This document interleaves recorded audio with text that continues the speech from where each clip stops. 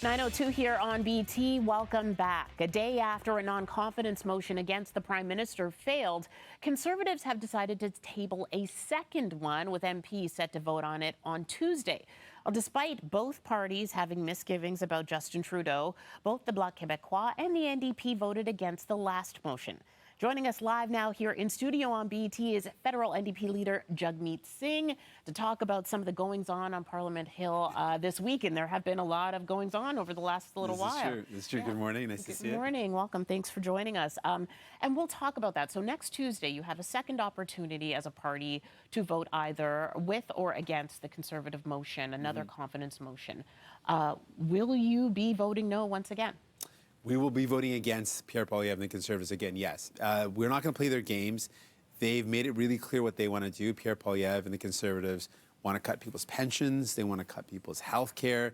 And we're already struggling right now. People can't get the health care they need because of the cuts that Doug Ford has brought here in Ontario and other provinces. Conservative premiers are really eroding our health care. So, no, we're not going to play their games. We're going to keep on fighting for people, and we'll take each vote that the government brings on a vote-by-vote basis. But we're not going to play the games of Pierre Poilievre and the Conservatives. So does that suggest then that any kind of confidence vote that the Conservatives do bring up, that you will be voting against it? For example, next week there is going to be another vote. It won't be as general as the motions that have been put forth by the Conservatives, but it'll be on, capital gains, a new Ways and Motions vote on that. Will you be voting against that at that time? We'll look at each motion and make our decision based on looking at it carefully. But when it comes to Conservatives, we're not going to play Pierre Poilievre's games. And we know what he's all about. What he wants to do is going to hurt Canadians. He wants cuts. He wants to tear down things. We want to give people relief. We want to give people hope. So we're not going to play his games, but we are going to take every motion that the government brings forward very seriously. So if they bring forward a motion that's a confidence motion, like the Fall Economic Statement, we will make a decision based on the best interests of Canadians. So on those, we'll take a very close look. But with the games that Pierre Poilievre wants to play, we're not going to play those games. Pulling out of the supply and confidence agreement with the Liberals then, at a time when the Conservatives are up by, 20 points or more, in that sense, when you put the Liberals then in this kind of bind where they could be toppled, are you not playing into the Conservatives' hand there?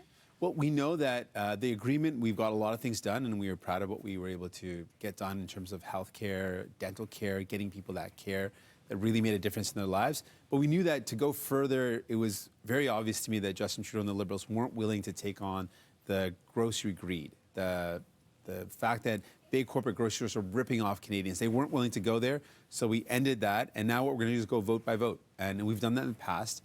And we know that that means an election might be more likely, but we are looking to see how we can get as much possible for Canadians. And when an election comes, the choice is the cuts of Pierre Poilievre or hope and relief of New Democrats. Okay. Also happening yesterday, Mr. Poilievre was penalized for some of the name-calling that happened during the House of Commons question period this week involving yourself.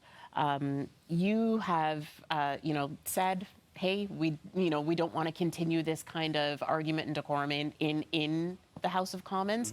Pierre Poilievre wouldn't take back those comments. So the comments, including calling you a fake and a phony, I feel like name calling has been happening for quite some time. For you, there was a moment where it seemed as if you stepped out in the aisle and, it was inaudible, but what did you say when you stepped out? Was it, I'm right here, bro? Was it? Were you looking to start a conflict there? Well, I don't tolerate bullies, and what I'm seeing a lot of is this bullying tactic that Pierre Poilievre and the Conservatives, they send their mobs after people they don't agree with. They send people to silence people, harass people, and I don't stand for bullying. So I stood up to bullies on Parliament Hill. And I stood up to Pierre Poilievre as a bully. And it's clear that that's what he resorts to, name-calling and insulting people and putting people down. I don't want that to happen. I don't think that's good politics. I think we should be able to attack people on their policies. And I attack Pierre Poilievre for his policies, the fact that he wants to cut people's pensions. Seniors work so hard. They deserve their pensions. In fact, we should probably strengthen their pensions, not cut them. People need health care. We shouldn't cut health care. He thinks that health care should be there for those who can afford to pay for it. I think we shouldn't be making it about how much money you have in your bank account, that everyone should get good quality care when they need it. So I'm going to attack him on what he's going to do to people. He can resort to petty lies or insults, putting people down. That's not the game I'm playing. I know that we had that viral video of the hecklers who were approaching you as well on Parliament Hill. Watching that back, what was that like for you, and what did you feel about your reaction approaching them? Well, I think the context of that was there was a couple of days where there was a group of folks that were harassing staff, they're harassing journalists, they're just really picking fights with lots of people, and people were really feeling beat down. And I thought, enough's enough. Let's stand up to these bullies and put them in their place. And you can see what happens when you stand up to a bully; they crumble. Does happen. And lastly, I want to ask you as well, you talked about the Conservatives wanting to cut things like healthcare. You've talked about privatization of healthcare. Yes. You've called an emergency debate in January on privatization and That's right. concerns around this. So what are the NDP's next steps now in order to try to bring any kind of privatization a step back so that we get back to public healthcare in full? Yeah, so what we know is that we've got really powerful tools at the federal level to stop privatization.